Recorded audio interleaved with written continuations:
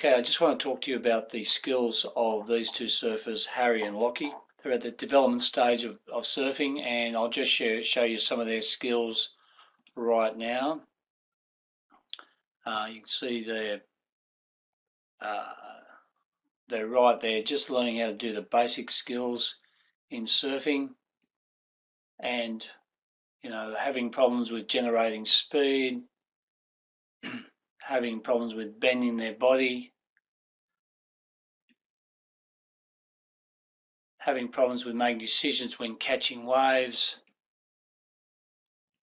and having a straighter body, again, not being able to do full complete turns. They do things like they surf more in the middle of the wave rather than going to the top and bottom. And they also, whenever they're doing their turns, they can do turns, but they're quite soft and they lack power. And so these are the areas that they need to. So this is Harry that we've just seen, and the next surfer we'll see will be Lockie. So here's Lockie. See, it's similar standard to Harry.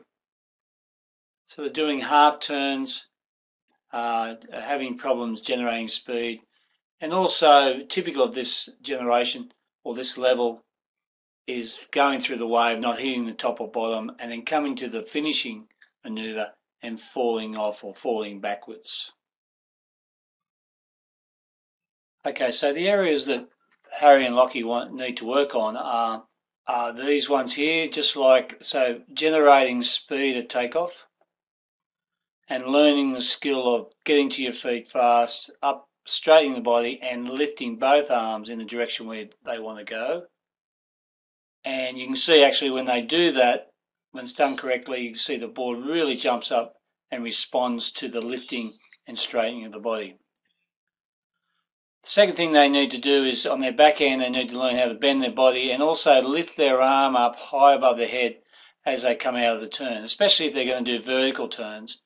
Initially, they just need to start thinking about using that leading arm and lifting up towards the lip, because what that does, that directs the power from the bottom turn up into the lip area. The third thing they need to do is to bend their body more on their forehand cutbacks. Harry in particular, because he's a taller, leaner person, he needs to come out and bend the body and do it more than he thinks he should. So because that will then allow him to straighten more forcefully as he comes out of the turn. Lockie, on the other hand, Lockie has a problem where the front arm here stays forward and it locks the body, restricts the turning of the head and locks the body, and so he struggles to get a full and complete turn because of that arm being locked forward in the start of the turn. So that's an area for Lockie needs to do, and then finally both of them need to come out and bend their body more on the backhand cutback, because what they need to do again is to come out, bend their legs more, get their chest closer to their knees, so that they can eventually generate the power necessary to be able to do a high rebound, which is the ultimate goal of a cutback manoeuvre.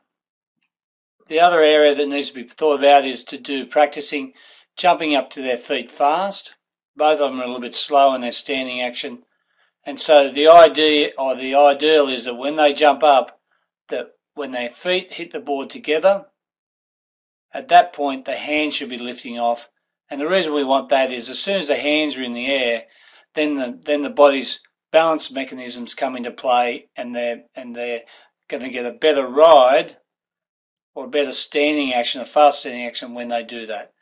And the final thing is, because both surfers tend to surf through the middle of the wave, they need to be thinking about, whenever possible, get to the bottom and surf top to bottom, off the bottom, off the top, off the bottom, off the top. Obviously here the surfer is much more advanced, but the same principle applies, and this is something that they need to look at. So what we'll do from here, once we've pinpointed where the errors are, we'll then take them to the street, and we'll do some street boarding with them to try and simulate these actions in a more effective way before they surf once again. Once we're aware of their errors, we then take them to the area where we can do some streetboarding and work on the skills that they're having problems in the water, these foundation skills. And by using the streetboard, we can simulate in an effective way how they can improve it when they get back into the water. So here we've got the surfers practicing using their arms to generate speed at takeoff. The idea here is to teach them to straighten their body and throw their arms. And at the moment, that skill or that skill or action is unfamiliar to them. It feels weird to them. And doing it on the skateboard, you can encourage them and help them to incorporate it into their brains that this is an action they can do and they can do effectively when they get back into the water. Once they've learned how to use their arms effectively, then you want to incorporate that into some other areas of performance. So here the surfer uses his arms, then he surfs top to bottom as he goes down the road.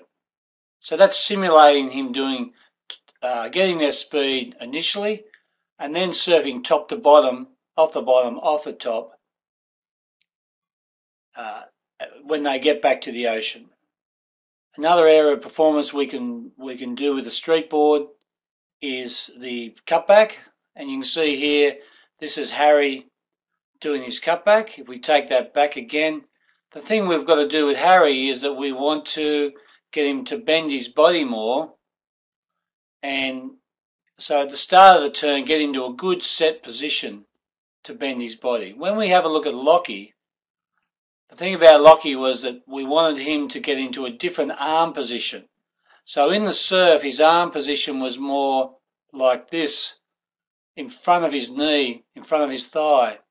And so in this simulation, it's really important that his arm is in a position that where the shoulder is there, the hip is there, and he's reaching out in that line rather than having a forward arm position that he currently does.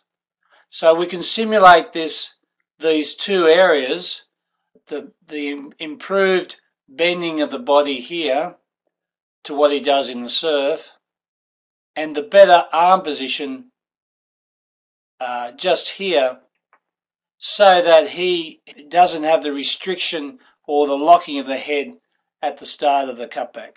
What we're trying not to do here is to complete and teach them the full perfect cutback. What we want to do initially is to teach them the good set position at the start of the cutback, and as it moves forward, as you do more training with the surfer, then you incorporate other elements of the technique further later on in the program.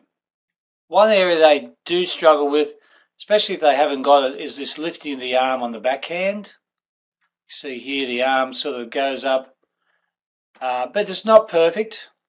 And at this point, this is the first time that I'd work with these boys, and you can see here that as they come up, the arm is being used a little bit.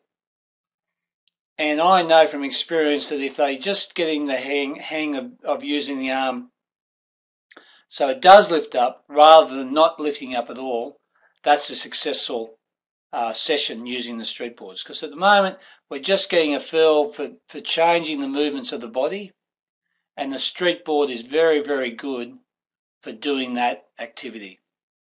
So some things come easier, like the lifting the arms to generate speed.